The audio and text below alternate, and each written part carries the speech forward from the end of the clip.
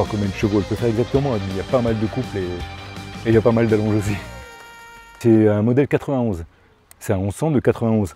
C'est un GV 73D le modèle exact. Et les kilomètres, j'ai commencé la moto dans les années 80 avec un vieux Z1000. C'était vraiment, c'était les Z1R à l'époque, pour te dire les vieilles machines que c'était.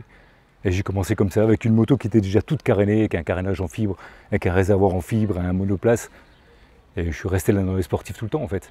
Après je suis arrivé sur un 1000RX, sur des GSX-R, et voilà. GSX-R de 89, GSX-R de 91, GSX-R de 2005. Après je suis parti sur d'autres marques. J'étais vraiment un fan de GSX-R en fait. Et celle-là je l'ai laissée neuve. C'était chez RAC, c'était le magasin Suzuki qui se trouvait près de la gare à Metz à l'époque. Et voilà, quand j'avais fait reprendre mon 89, j'ai racheté le 91, parce que je le trouvais vraiment sympa en bleu et blanc. C'était une machine qui faisait rêver à l'époque en fait. C'était un peu ça, et puis et voilà, je suis parti en voyage, ça fait que j'ai fait la Corse, le Portugal, l'Espagne. Et puis à un moment, quand le Drag Power Show a commencé à Chambly, j'étais voir. Et vraiment, c'est le truc qui m'a intéressé. Et c'est là que j'ai commencé. D'abord en catégorie amateur, avec la moto d'origine. Et puis rapidement, avec une petite préparation moteur. Et j'ai fini en catégorie Super Street, avec un bras aussi en rallongé, avec la moto rabaissée, avec un kit au protoxyde d'azote, une cylindrée de 1246. Et voilà, jusqu'à la fin du Drag Power Show en fait. Et quand ça s'était fini, en fait, je me suis mis à faire de la piste avec une autre machine. J'ai gardé cette machine-là pour rouler tous les jours en l'entretenant correctement, quoi.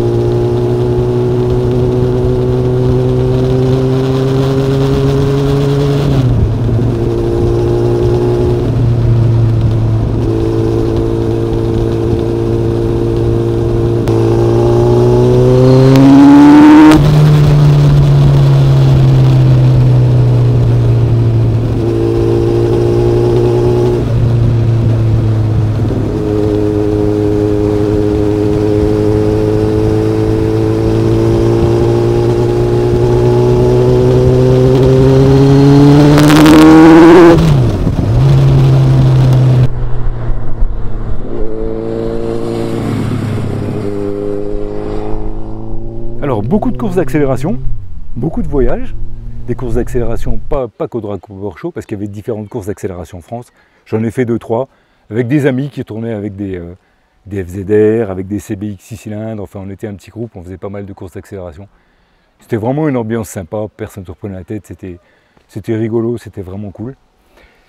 Et tout doucement, on se pique au jeu parce que c'est super intéressant. En fait, ce que j'aime bien moi, c'est la technologie, plus que le pilotage à la limite, la technique. Et voilà, je me suis mis à enlever le carénage, parce qu'en fait, quand il fait chaud comme ça, sans carénage, c'est super bien. T'as tout le vent qui rentre dans les habits et tout, c'est absolument génial. Et puis c'était la mode des street bikes à l'époque. Donc elle a fini comme ça. Et là-dessus, vu que j'avais mis une grosse cylindrée, j'avais beaucoup de cliquetis dans le moteur, et j'ai eu l'occasion d'avoir une injection, un système à injection par un copain qui faisait de la course. Donc c'est des injections, c'est une rampe à injection de 750 SRAD. Il n'y a que ça du 750 SRAD, que la rampe, parce que tout le reste, c'est pas dimensionné pour le moteur du 1100. C'est-à-dire que les injecteurs, c'est des injecteurs de bagnole, des injecteurs de 405 et série, parce que les injecteurs de 750 SRAD, ils n'ont pas assez de débit en fait quand tu arrives haut dans les tours. Les injecteurs restent constamment ouverts et tu n'arrives pas à en cracher assez. Donc c'est la rampe du 750 SRAD, c'est des injecteurs de bagnole 405 et série. Les pipes d'admission, au lieu d'avoir les 4 pipes d'admission, j'ai les 4 pipes d'admission extérieures avec les intérieurs donc, qui sont retournés pour pouvoir correspondre à l'empattement de la rampe de 750 SRAD, c'est un peu technique. Hein. les cornets, en fait, c'est les cornets qui sont dans la boîte à air du 1100 GSX-R, que j'ai sorti de la boîte à air du 1100 GSX-R, que j'ai collé dessus. Je me suis dit qu'ils ont une forme qui devrait être normalement correcte pour pouvoir avoir un débit d'air dans la rampe qui doit être correcte, quoi.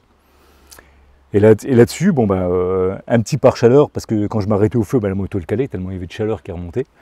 Un petit pare-chaleur, et pour alimenter tout ça, une modif dans le réservoir, bien sûr, parce que l'injection, tu as une pompe à essence, c'est une pompe à essence de bagnole, standard, correct. avec un piquage dans le réservoir, donc un arrivée et puis un retour, un filtre à essence, et un écu spécifique de gestion d'injection. Alors c'est un système qui vient de chez Altec, et ce système-là, il permet de paramétrer tout l'injection des injecteurs, tous les temps d'injection des injecteurs. Alors le système, il est vendu avec une courbe par défaut qui te permet juste de démarrer la moto, et après tout le reste, il faut que tu paramètres, c'est-à-dire à chaque variation de tour minute du moteur, à chaque variation de ta position d'accélération, tu dois rentrer des temps d'injection spécifiques qui te permettent à ton moteur de rouler dans le meilleur des cas. Et bien sûr, là-dessus, quand tu as ce système-là, tout ça, c'est géré par... tu as une sonde de température moteur, tu as une sonde de température d'air, tu as toutes des courbes de pompe de reprise, tu as des courbes de démarrage à froid, tu as ce qu'il faut pour démarrage à froid ou rendu, mais tout ça, c'est paramétrable, tout ça, c'est les temps d'injection que tu dois rentrer. Ça m'a mis une bonne année pour mettre tout ça au point pour que ça tourne correctement. Et une bonne année, pas en foutant rien, quoi, hein, c'est du taf. Parce que j'ai réglé vraiment sur la route, j'ai pas de banc d'essai. Je suis parti, j'ai foutu sur la route et j'ai réglé. Avec une petite sonde lambda que j'ai foutu sur le guidon et qui me donne mes richesses à peu près, quoi. Je suis dans le vert, je suis dans le rouge, ça me donne à peu près les... Parce qu'autrement tu t'en sors pas, c'est impossible. Quand tu es trop riche, tu ne le sais pas, des fois, sauf quand tu encrasses les bougies. Ou quand tu es trop pauvre, des fois tu le sens pas bien parce que tu n'as pas assez de patates, mais tu n'es pas sûr. Enfin, c'est pas évident. Autrement, voilà, c'est la modif moteur. Bon, j'ai aussi mis 4 pistons forgés pour la fiabilité, bien sûr, pas pour autre chose. Et une culasse aussi un petit peu bien lisse, aussi pour la fiabilité, en fait. Ça, c'est les modifs moteurs. J'ai fait ça cette année, l'année dernière, j'ai 4 pistons neuves, j'ai changé les chaînes de distribution, coussinet de bielle, histoire d'avoir quelque chose de bien fiable qui me permet de rouler vraiment tous les jours. Au niveau de l'esthétique, en fait, j'ai pas fait grand chose, à part une petite patte de peau là qui est sympa parce que j'ai viré les cale-pieds à l'arrière et un phare de CB500 et j'ai gardé les demi-guidons parce que j'aime bien la position un peu appuyée sur les guidons en fait. C'est une position que j'ai toujours été dans cette position-là et je me sens bien comme ça. Donc j'ai gardé cette position-là. C'est toutes des modifications qui ont été faites avec, on va dire, pas un gros budget. C'est des choses que j'ai trouvées à droite, à gauche, c'est des modifs que j'ai faites moi, des pièces que j'ai faites moi. Ça, c'est une plaque d'alu que j'ai coupée, polie. C'est tout de la récup, c'est tout des choses qui sont faites sans acheter du gros matos et sans jamais aller dans un magasin de préparation. Voilà, parce que moi, je suis pas motoriste à l'origine. Hein. Je travaille dans le mécanique, mais je ne suis pas motoriste.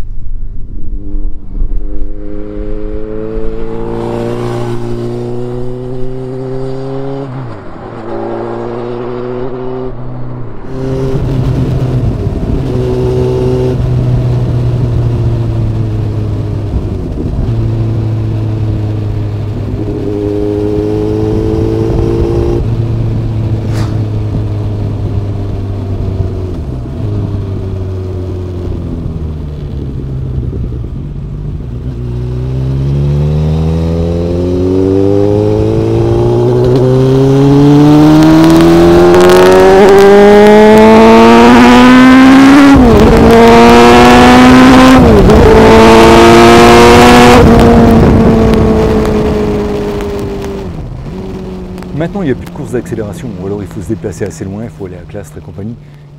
Maintenant, je m'en sers en fait, je roule tous les jours avec. C'est ma moto sympa, de balade de week-end. C'est ma moto pour aller au boulot parfois quand il fait beau. C'est plus ma moto que j'ai acheté neuve et c'est un peu mon bébé, c'est la moto que je veux garder en fait. C'est pas, je sais pas comment dire ça, c'est une moto, c'est ma moto en fait, c'est mon truc. Voilà, j'ai une autre machine pour faire de la piste et ça c'est ma machine qui me correspond en fait. Sans plus quoi, c'est mon truc quoi.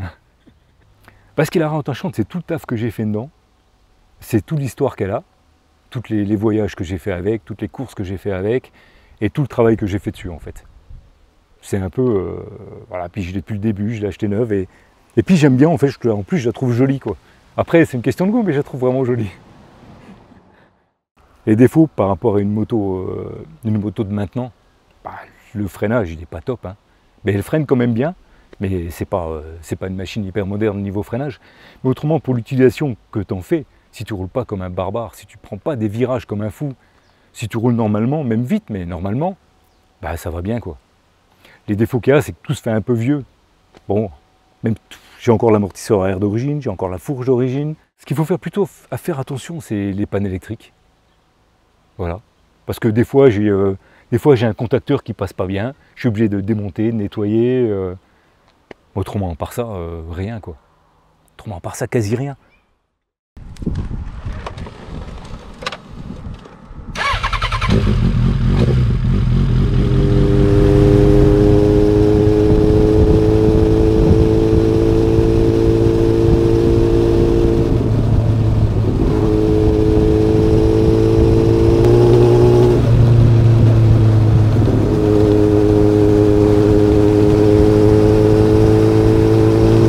Avec celle-là, non, je pense pas. Si peut-être mettre des compteurs un peu plus moches que celle-là, tu sais, des compteurs jolis qui font de belles lumières et tout, voilà.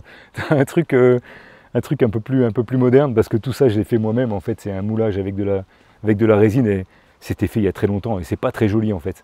C'est fonctionnel, mais c'est pas très joli, et je vais certainement acheter un bloc compteur correct pour mettre dessus, histoire que ça fasse vraiment plus intégré, quoi. Et c'est quasiment tout. C'est une machine, c'est une vieille machine qui n'est pas d'origine, donc ça se vendra pas grand chose. Donc j'ai aucun intérêt à la racheter quoi. Je veux dire, si je la revends, je vais la revendre le prix, quasiment le prix que j'ai mis dans le moteur l'année dernière pour rénover le moteur. Donc j'ai aucun intérêt, c'est pas du tout, économiquement, c'est pas du tout intéressant à vendre. J'ai mis pratiquement 2000 € dans le moteur pour le remettre à neuf. C'est le prix que la moto vaut quoi. Si je peux pas revendre, ça sert à rien.